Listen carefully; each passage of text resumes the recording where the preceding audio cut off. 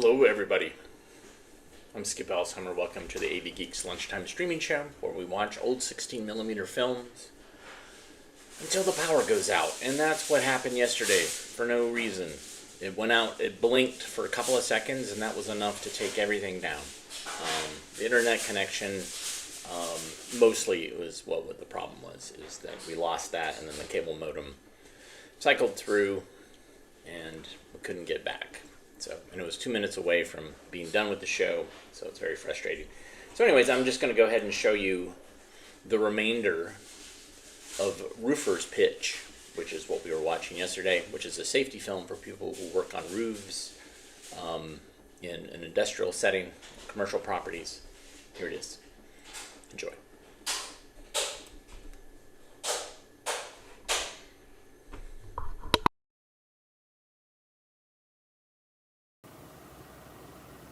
And there's one thing more. Today, it seems as though the roof got covered a bit more quickly. Teamwork can make a difference. For Joe, any morning like this is routine. He must have done it hundreds of times before. But since the accident, he has become more aware of the way his crew works. This morning, he didn't actually notice that his kettleman wasn't wearing his goggles. It simply registered somewhere in the back of his mind.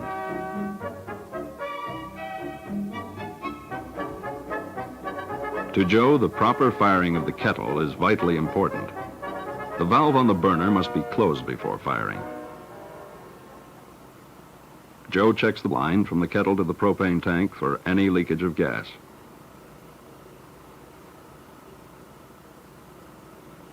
A leak can be seen, smelled, or heard.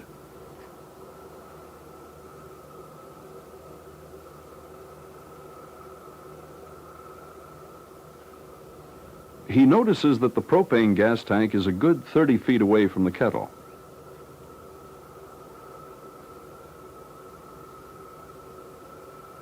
Meanwhile, the kettleman, Mike, cracks open the valve on the burner and lights it.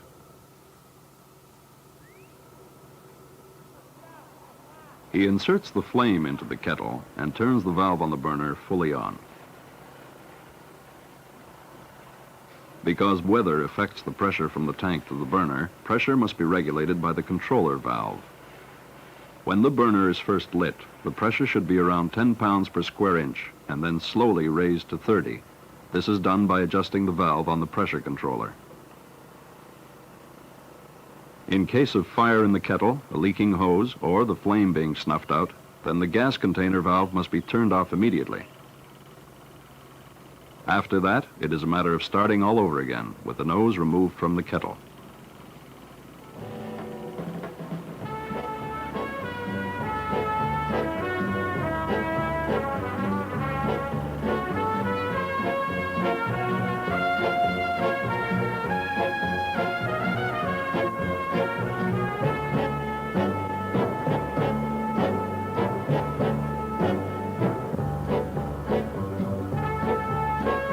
Having made sure that his crew is working safely and efficiently, Joe now gets on with his work. He always figured he could do this with his eyes closed, but after last Friday, he's not so sure. For instance, before the accident, he'd have removed the curb and then mopped over the hole. Now he's not taking any chances.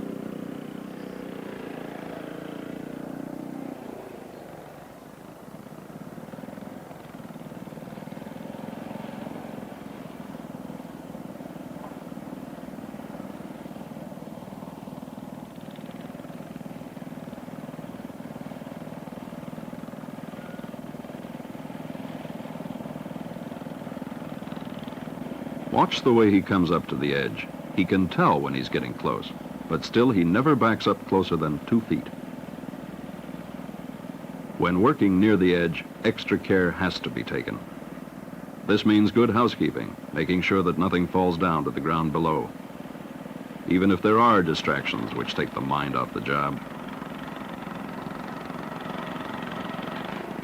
Maybe it seems like a lot of things to have to remember, but after a while, it becomes second nature.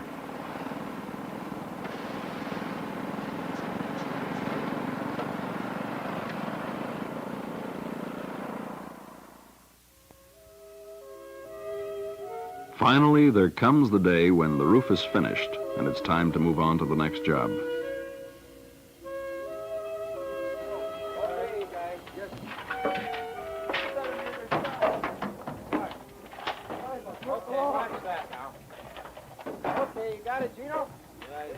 Now Joe can take a look at the equipment to make sure that it's in good shape.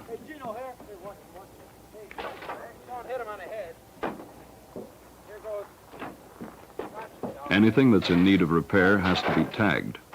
Frayed cables, cracked ladder rungs, in fact, any damaged equipment which could be responsible for an accident on a job is left at the yard for repairs. This particular job hasn't been the same as all the others. To Joe and his men, it will be remembered as the place where Carlos had his accident.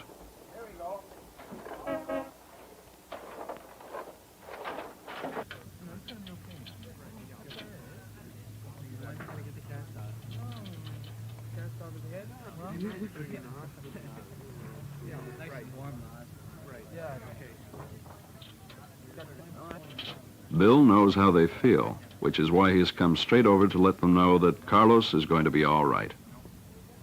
It'll be a long time before he's back with them, but lucky for him, he will be able to work. These 7 men are part of an industry which is helping to change the face of a city. 7 men, 7 individuals. What happened to Carlos Fernandez helped bring them closer together and molded them into a team. It made them understand that each has a responsibility, both to himself and to the others. A responsibility to work the right way, to work safely.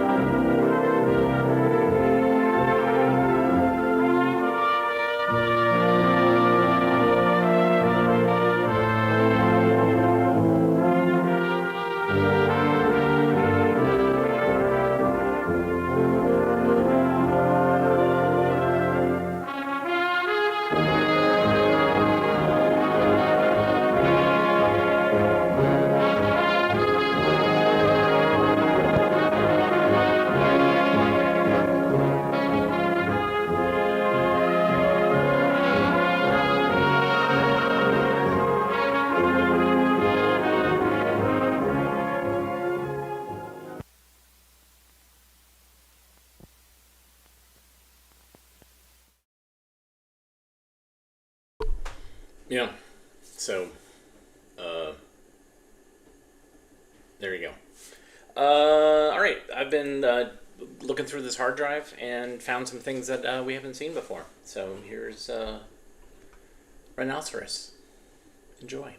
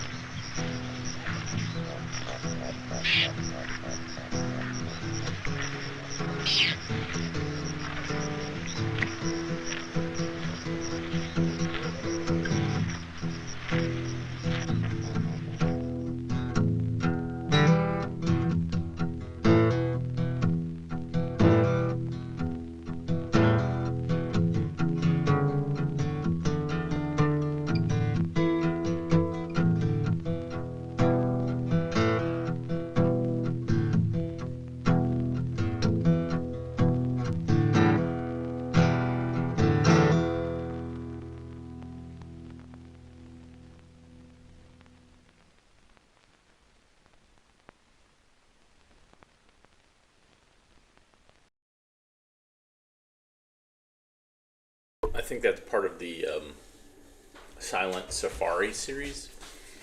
I think the filmmaker reached out to me via Encyclopedia Britannica about trying to do like a 4K scan of the films, but I haven't heard anything. That was about a year ago. All right, I have an important question for you. Are drugs the answer? Are drugs the answer? Will they turn you on, or will they turn on you?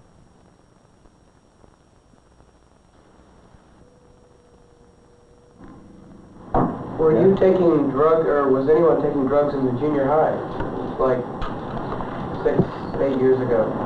Well, that's changed. It's true. Mostly at first it was a college kind of thing. And then in the last, 3 years, we've been seeing most drug use in high schools, and now it's getting down to junior high school level. The same way I hear college students now saying, my gosh, you know, my little brothers and sisters are way ahead of where we were. It's almost like the younger and younger people are becoming more and more aware. On the other hand, some of the really young kids are popping anything. You give them a pill, they'll drop it. I mean, almost insane. His name is Dr. Alan Cohen. He is a psychologist. But what's more important, he knows about drugs firsthand because he was one of Timothy Leary's original disciples. He lived the psychedelic life for about 3 years before he decided drugs are not the answer. Drugs, he decided, did not promote peace, love, and human understanding. Now he often discusses the whole drug scene with groups of junior and senior high school students. This is one of those discussions. I'm speaking kind of from a funny position as a psychologist. And instructed by Timothy Leary and others, we took some field trips that year, which were a lot different than any trips we'd taken before. So I stayed with the scene for about 3 years, took lots of drugs, sampled this and that, thought it was a good thing for a while, and then later kind of saw through it, I think. Now, you know, a lot of adults are very upset about the whole drug thing. And they don't understand why kids are turning on. If they just look at, say, TV for a while, at the media, they're getting this message over and over again. Something wrong with you? Turn on. Headache, perhaps? Don't worry, thousands of things. Too much acid in your stomach? No problem. Constipated? Don't worry. Right? God forbid you should get nervous, even. We have things for that. All over the counter. If you're really uptight, you can probably get a prescription for something. And the thing is, I don't think adults realize that not all kids who experiment with some kind of dope are fiends, degenerates, you know, immediate criminals, weirdos. They're not my kids who could possibly be experimenting.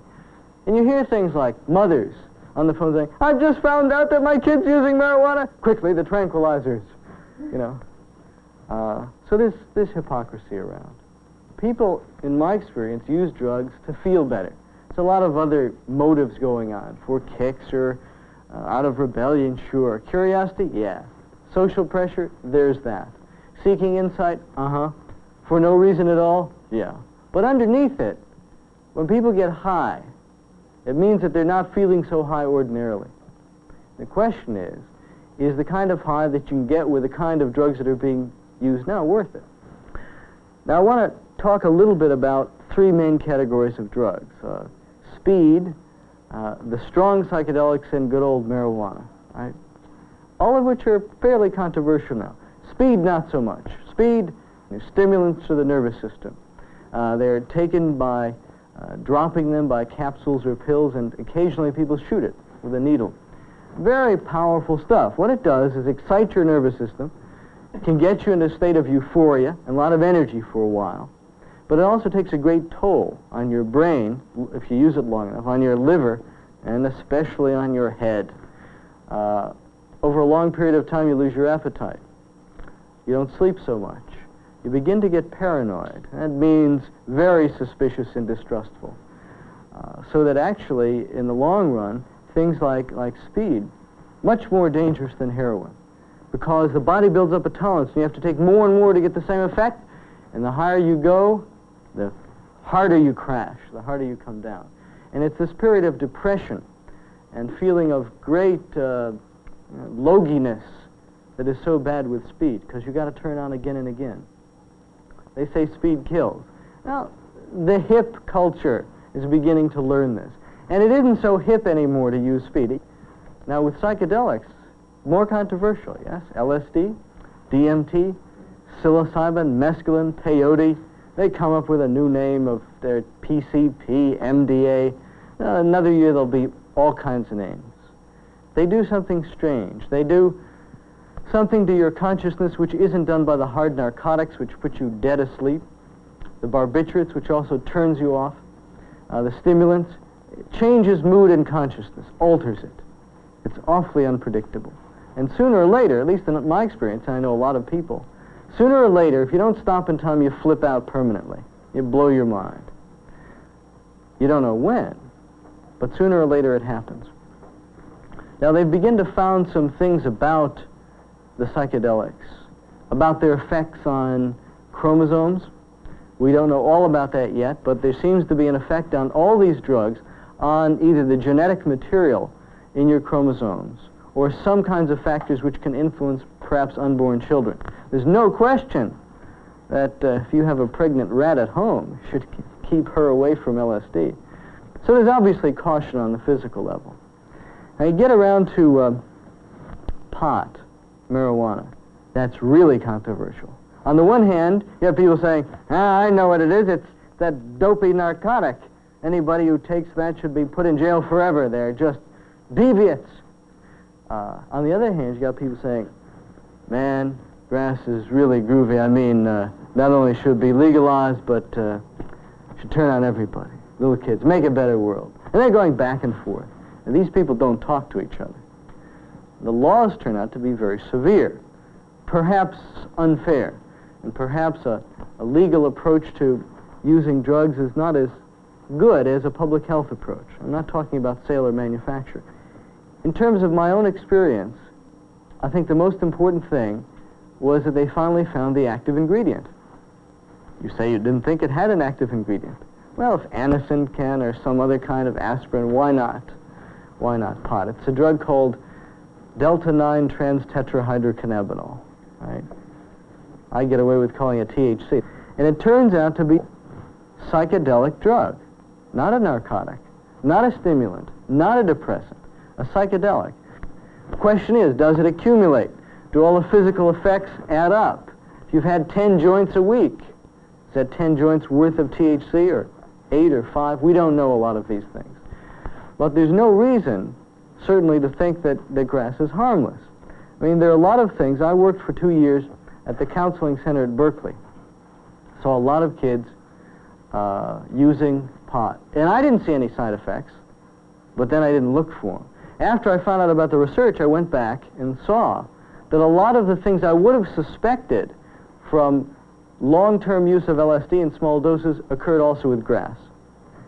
Some of them, a decrease in memory, concentration ability, increased passivity or feeling like doing nothing, creeping paranoia, difficulty of translating thought into words, getting hung up with other people, distrusting, and denying that drugs could ever be harmful. And the thing is with grass, it's so subtle, it's so dangerous because you never look for the side effect. It's sneaky. It's a sneaky drug. All the psychedelics are sneaky. So there's a question of watching out to see if you're getting too far. All these drugs make you dependent. They make you a slave. Freedom is inside. You go up, you come down. You never get to keep what you have. It's like being asleep and experiencing that you're waking up. Yes. Could there be some kind of a physical addiction to marijuana? Well, there doesn't seem to be a physical addiction to pot, in the sense that the body craves it, has to have it to get straight. Like, for example, is true with heroin, the narcotics, with strong barbiturate use or even strong methadone use. Now, whether it's habit-forming is a tricky issue. It probably is, although the pothead will tell you, I can stop anytime I want. I just don't want to. I remember a kid coming up to me and getting very angry and saying, look, I know that pot's not habit-forming, and I should know. I'm an expert. I've turned on every day for 3 years. It's a tricky issue. it's easier to give up smoking pot than for most adults to give up smoking cigarettes. But you can get dependent on it, I think. Does it change the user's personality? Does pot change the user's personality?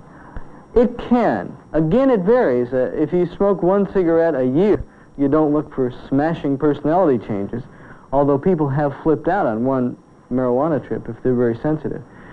Gradually, if you use a lot, there is kind of a change, a disintegration in personality.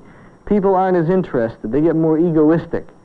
They feel that they know it all. They're not likely to be very tolerant towards people who don't turn on. They go into a kind of a fantasy thing sometimes, and they don't feel that they can act on the world effectively. Yes, sometimes there is a change. Again, though, it does vary with dosage and use and who you are. How can you reach a person who just doesn't want to listen? Well, you have to try. You have to communicate. And you also have to try to figure out, if you're concerned about them, is why they're turning on in the first place. What is it that makes it so difficult for them to listen? You know, are they missing somebody that's to be close to them? Are they missing friends? In other words, try to find out what it is, and then try to work on that. Sometimes you just have to be very patient and very honest, and just lay it on the line, and point out the kinds of things that might be happening, changes that you might see. Now, it sinks in sooner or later. I mean, underneath, everybody who's turning on everything knows that it's a bad scene, on some level. I used to rationalize like crazy. I used to make all kinds of excuses. But you know, basically, your intuition knows that it's not going to work for you. And that's on your side if you're trying to communicate to somebody about the use of drugs. Yes? Do you think that the use of drugs nowadays is more or less fad, or do you think it's really a change in the way people are thinking? Well, I can't help but think it's a change. Because, you know, all these drugs were around before. There were fads in all of these kinds of materials. It seems to me that the level of awareness of teenagers is so high today. The level of dissatisfaction is so high. And the need to try to do some changing in terms of oneself or in society. So I think that, you see, drugs are not the problem. Life is the problem. If you solve the problem of life, you don't have to worry about taking drugs. And it seems to me that we're at a critical time, and people are searching for meaningful answers.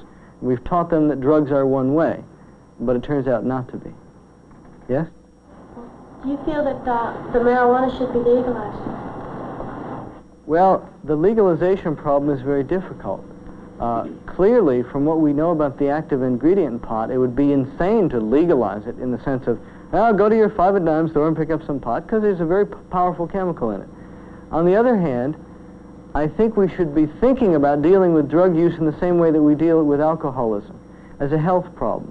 I'm not in favor, I don't see it doing any good for young kids to go to jail just because they've been experimenting with a drug. I feel strongly that people who are pushing it and dealing it and manufacturing it and making money from it should be, for their own sakes, criminally prosecuted. So I hope that we get to the position where possessing drugs is not necessarily enough to get you put away for life, but where people realize that perhaps maybe they don't want to go that road. I think that's where we're going to have to go. Education. I'm sorry. Well, I know a lot of kids who do take drugs figure that it's their own life they're harming. What do you feel about? What do you think about this? Well, that's that old point that, you know, what do you care about what I do to my life as long as I don't hurt you? Well, people can argue back that people who get strung out on drugs and are stoned all the time don't help society much. And if they happen to be dumb enough to be stoned while they're driving a car, there could be a problem. But again, the question to the person is not whether or not society has a right to determine whether or not they should use drugs, but really what's happening to them. Suicide is a bad trip. It also turns out to be against the law, for whatever that means.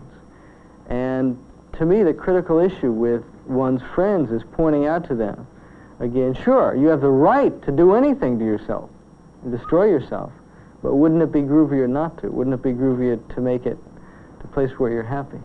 Why do so many kids say that that pot and LSD is less harmful than alcohol, or pot mostly, is less harmful than alcohol if, you know, so many doctors are saying that it really is more dangerous?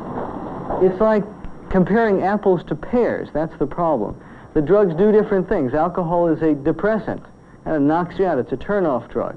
Pot and LSD do something else to consciousness. Now, obviously, if you guzzle a quart of gin every day, like, can compare that with smoking some low-grade Nebraska pot once a year, you've got a good point that alcohol is more dangerous.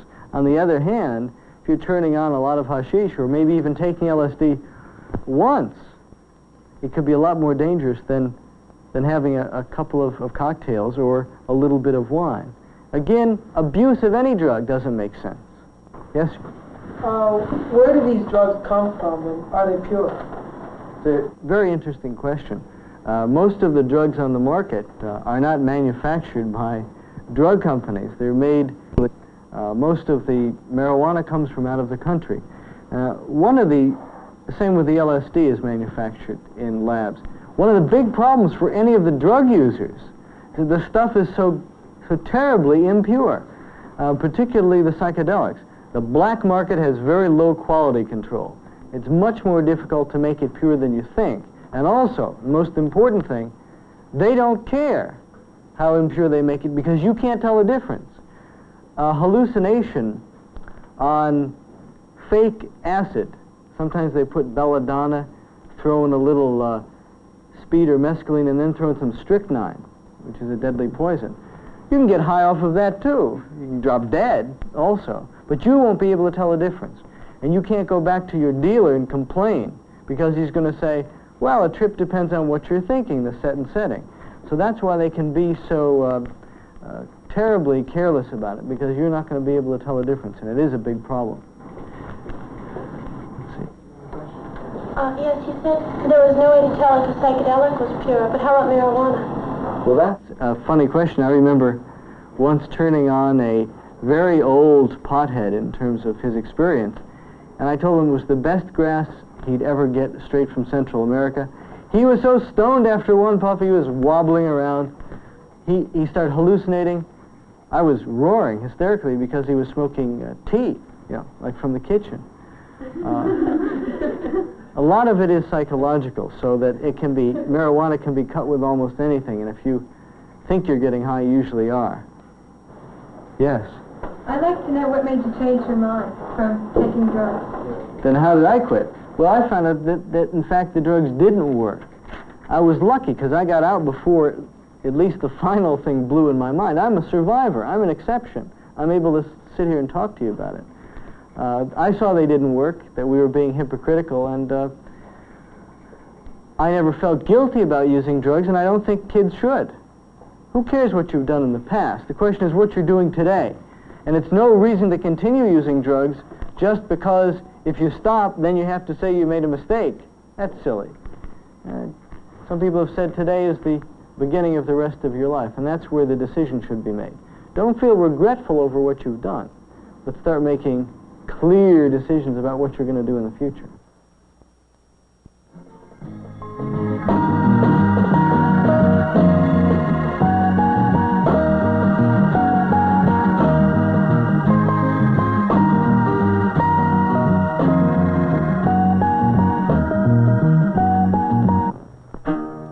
The choice is yours. You can change the world, or you can cop out with drugs. If you're thinking about drugs, think about this. What do you do when the music stops? Where are you then? Where are you then? When you've dropped full blown on all the mountain tops. Where are you then, my friend? What do you see when your pupils contract? When you're out in the alley after your rack, and you're not quite whole, and the straight road's intact. Where are you then, my friend? You can choose to change the world, but for that you need your head straight and in the right place. If you choose drugs instead, where are we then, my friend? Where are we then?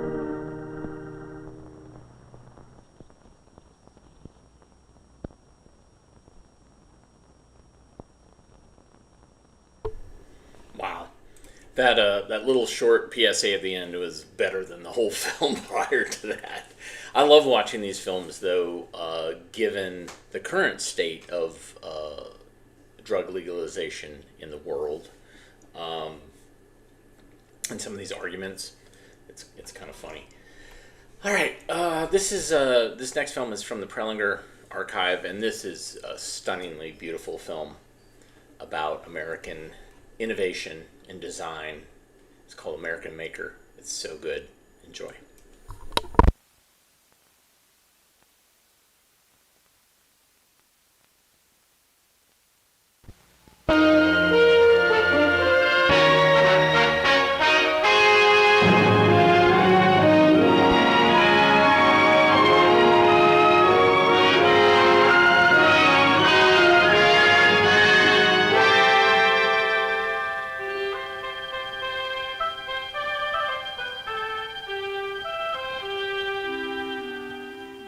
Of all things Americans are, we are makers. With our strengths and our minds and spirit, we gather, we form, and we fashion. Makers and shapers and put-it-togetherers. We start young, finding out early in life what it's like to feel something grow and take shape beneath our hands. We start young and we stay young, modeling with careful pride the things we expect to endure and for others. We build for use, and we build in fun, joining eyes and hands and brains into knowing teams that bring great dreams to life. We build for the day, and we build for the morrow, for our children, for their children, and for the future of America. Look to the land and look to the sea. Wherever you may look in this world, you're apt to find something that got there because some American found a good way to put it together. A longer, higher bridge across a wider span of water. A slender missile driven into space, reaching across the oceans and reaching for other worlds. As makers of today and shapers for tomorrow, we Americans seem to share an inborn understanding of how to go about making the things we want. Whether we're reaching for the moon, hobbying in the home, doing our part on a convenience to be enjoyed, or preparing a tasty tidbit, we're all of us makers. All of our different ways of making to the differing tastes of others are not all so very different after all. We make by moving materials, getting what we need in the right place to work with it.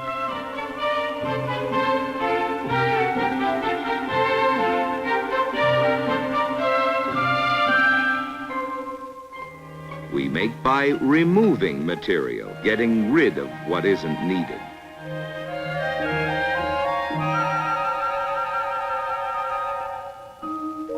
We make by shaping, just so. We make by adding material to material. We make by combining. And then by applying our finishing touches.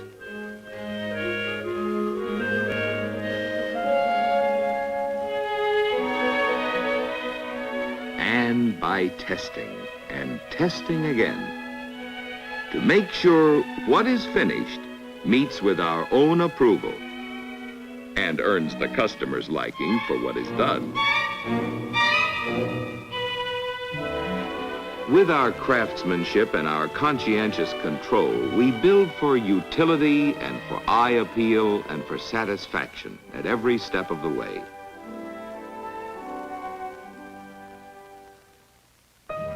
That's the way we make things. Make them right and make them to the user's satisfaction.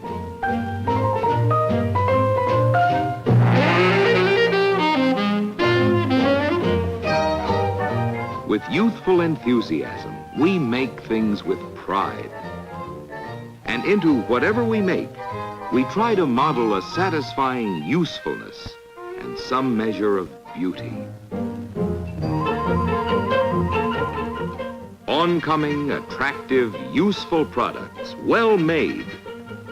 More and more products acceptable to the more and more exacting demands of more and more Americans. All in our own personal choices of colors, models, sizes, styles, price ranges, and types. Better made, more dependable, more nearly trouble-free than products made in any such quantities anywhere else in the world. All a part of the beauty produced so bountifully for you and for me by our American makers.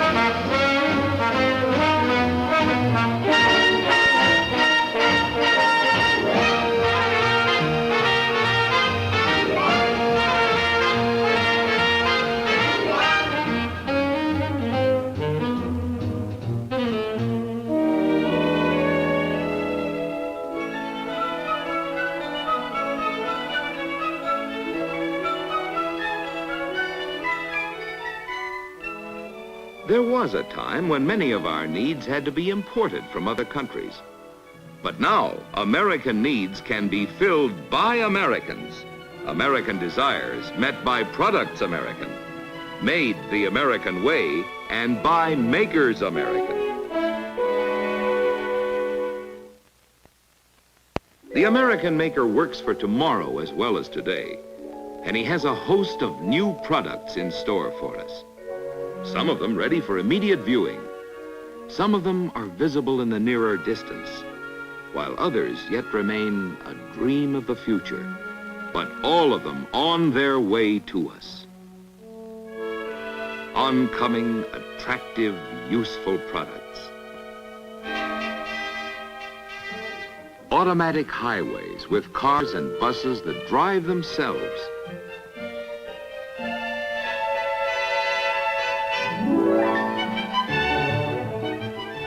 Compact new cars.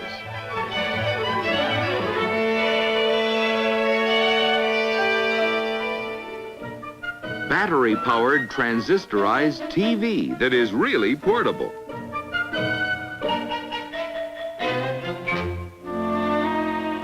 Panel TV to hang on the wall like a picture. All these and more and more.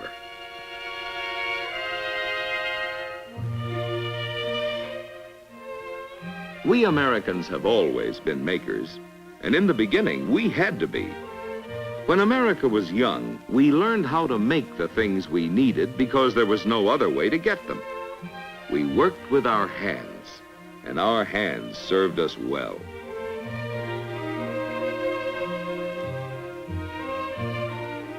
At the blacksmith's forge and the potter's wheel, we learned honest craftsmanship. At the spinning wheel and the loom, we studied patience. And the greatest patience most of us learned was the patience to see to it that what we were making was good. Then, looking again to make sure what we had made would serve, and serve well. In early America, men with the skills to do the things that needed doing were few in number.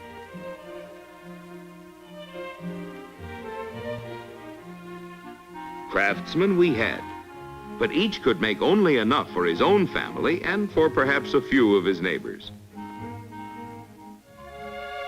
We had little, but we knew much of want, of shortages, of make do or do without, of even the necessities. There wasn't enough to go around. As our numbers increased and our wants multiplied, easier, quicker, better ways of doing things had to be found. Young we were, youngest in the family of nations, when a Yankee craftsman named Eli Whitney showed us how to do something about it, something that never in all the world had been done before. Already a famous man as inventor of the labor-saving cotton gin, Eli Whitney had been given a contract by Congress to produce 10,000 muskets. Now his time was almost up. Mr. Whitney, we gave you a contract for 10,000 finished pieces. What do you mean by bringing us all these bits and parts? Gentlemen, I am offering you something far more valuable than muskets.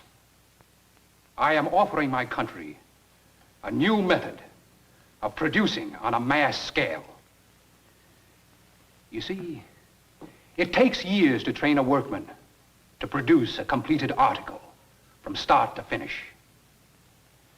But it takes only a few days to train him to do a single part of the job. The solution, gentlemen, is to divide the labor. Divide and specialize. One man to make one part, one to make another. Each to do what each can do best. Ridiculous. Impossible. Parts made by different people will never fit together. They will, sir. They will. If each part is made exactly like every other.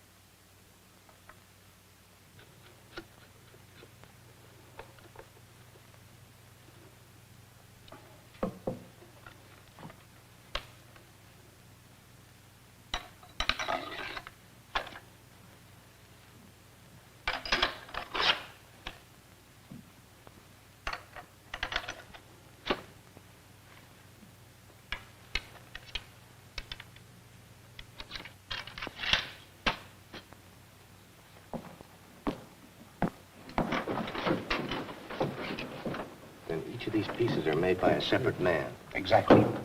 Eli Whitney didn't have a word for it, but we call it interchangeability.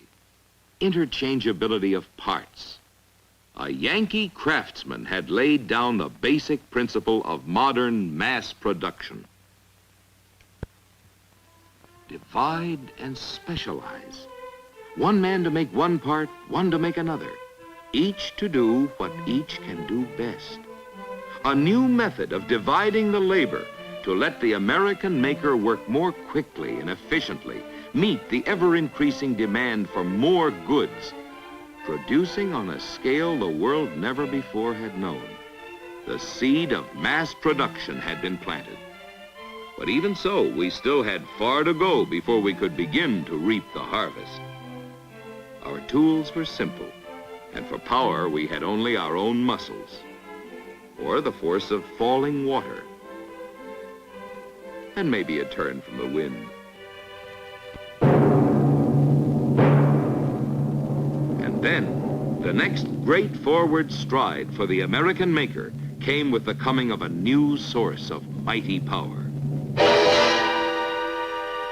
Unlimited new power to multiply thousands of times the productive energy of every man and create a revolution in the tools to be used. tools to extend the power and fineness of his hands, high-speed tools to turn, to bore, to drill, to mill, tools to plane, to shape, to slot, to grind, to forge, to form with an accuracy and a precision impossible to the finest of handcraft. Tools that hold the work you're working on. Tools that hold the tool you're working with.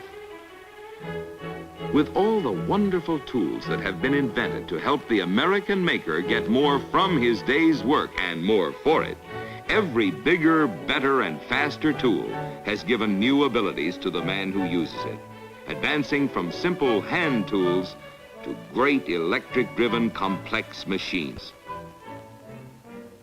As more and more of us join American teams, there are more and more others of us who are investing hard-earned savings to help buy the newer and better and bigger tools we now need. To supply the conveniences for modern living, the products we create and build grow ever more complex. Today's automobile, for example, may call for as many as 14,000 parts. And each part must be as precise as thousands of pairs of hands and eyes and thousands of human brains can make it, if the final product is to be just about trouble-free. No one plant or single factory can make all the many kinds of parts. It takes thousands of separate suppliers. And in every supplier plant, each man and woman must work with a feeling of responsibility toward the eventual owner of what it is he's helping to make. On the conscientious contributions of every single one of them depend the success and reliability of what is made by others and the satisfaction of all the others who use them. The fundamental freedom of America is our freedom of choice. All of us want our choices in whatever we buy. Our personal choices of color, of model, of trim, of engine, transmission, or steering, as well as of radios, of heaters, air conditioning, accessories, and a host of other special options for convenience, safety, comfort, and appearance. On a single four-door sedan, there are 7 million possible combinations that may be asked for by any one owner. The makers could be called upon to build for years without ever turning out exactly the same car twice. The owner's choice for this chassis, among many other options, is for a red body. The first show of color is in the wheels, while the body of the right shade must be on its way already from the body plant a quarter of a mile off.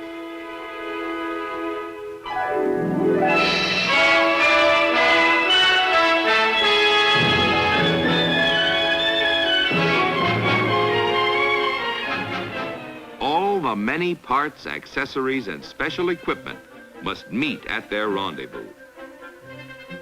The call is for individual choices, for custom service on a mass production basis. And the response must be a fine accomplishment of meeting individual needs and personal tastes in terms of millions of individuals. Modern assembly is timing and teamwork as well as organization. And every year, to make way for changed models, everything may have to be retimed, reteamed, and reorganized with new tools, new assembly line fixtures, and new working procedures.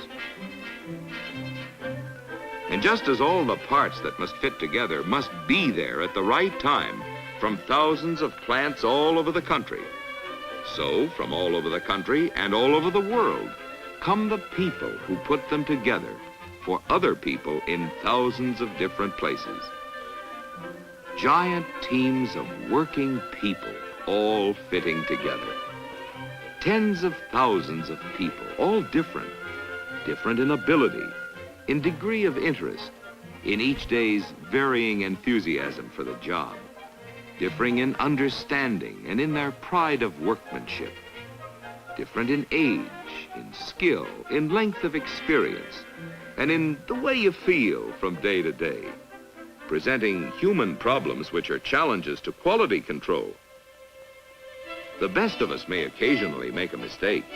The best of tools may call for adjustment. So in the all-American game of making things for ourselves and others, there must be catchers as well as pitchers. The inspector's job is to catch any slip and eliminate it from the finished product.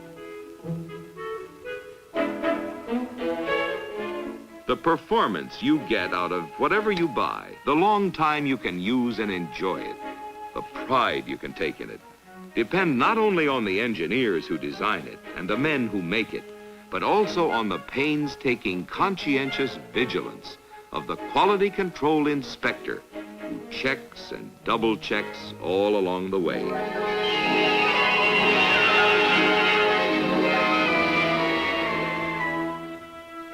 So the way we Americans do it, quality in the things we buy is designed in, built in, and inspected in from start to finish. And to help them make sure quality is built in and checked in, new devices are continually being developed. This machine automatically checks dimensions to a 10,000th of an inch. A part deliberately made too small is put into the machine as a test of its efficiency. Out it goes.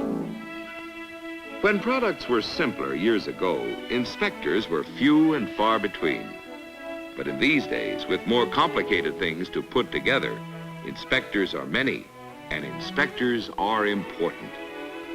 And even after a product has passed all the factory tests, it still must meet the approval of the conscientious dealer who sells it. For in his turn, the reliable dealer places his own pledge of quality on everything he sells. He knows that the user finally depends on the dealer's own fidelity. The man who sells any final product shares with its maker the credit and shares with its maker the responsibility for its performance and for the owner's satisfaction. In the quality relay, the dealer is the final qualifier.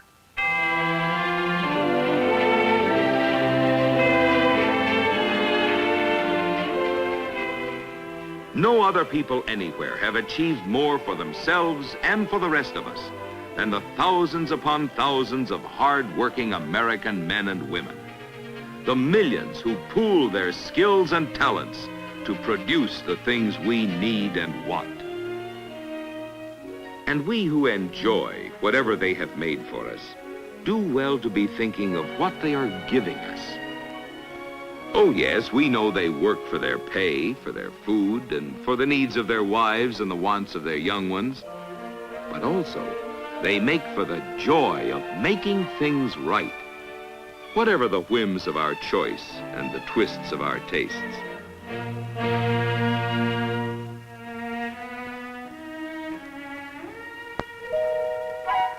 So, as we ease into our necessities,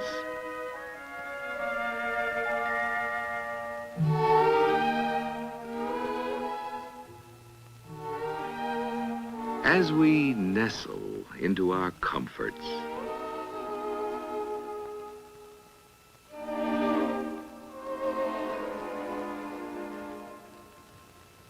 as we relish our conveniences, it is well for us to remember that all these have come from the roots of the maker's mind, or the fruits of the maker's labors.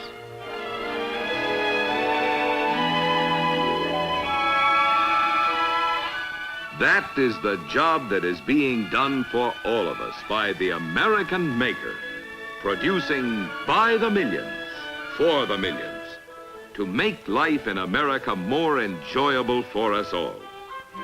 The grand job of the American maker.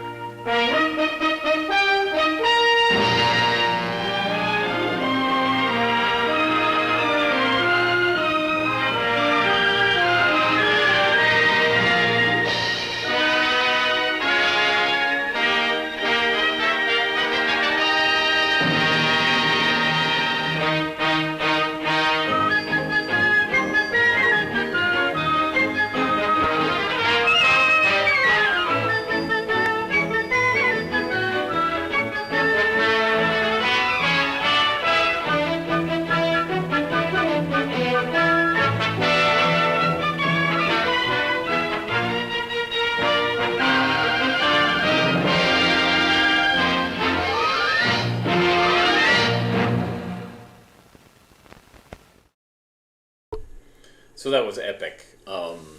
And that film made by Jam Handy, Marvin Miller, the narrator, and we've heard Marvin on other promotional films, sponsored films, including ones that aren't Jam Handy films. There was another film that Jam Handy made called The American Engineer, which also kind of talks about American innovation and ingenuity. And both of these were made early 60s. That one was 1960, American Maker. And super idyllic, beautiful footage. Holy cow, beautiful, beautiful.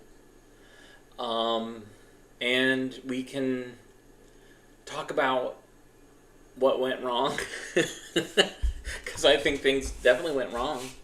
I would blame, there's some greediness. There is some people looking to cash in on companies that had well-established legacies and just bleeding them dry, and to the point where they are no longer a company. That happens a lot, I've seen. But yeah, greed. I'm just going to say greed. Greed is what changed it all up. Yeah, there you go. Anyways, that's my soapbox. But thanks for watching today. I appreciate your eyeballs. Please donate via the super thanks button and giving us a thumbs up. It's about greed again, all about the money. Patreon.com/AVGeeks is another way to support us. I'm about to put another Patreon-only show online, one that I features some stuff I've shown on this channel, but also some stuff you've never seen before. Yeah, thanks for joining us. So tomorrow is going to be another big move-in Filmstead. Like, we have almost emptied out one of the storage units. It feels so good. Holy cow. We might get that done later today, definitely by tomorrow. But I am going to try to do a jukebox of movie trailers. We'll see if it works. If I can get it done. Depends on how much time I have tonight. But anyways, I'll be here, but really won't be here. But thanks for watching. And everybody have a great rest of your day. It's beautiful outside here. Just before the bugs and the pollen comes out. So I'm going to go outside and get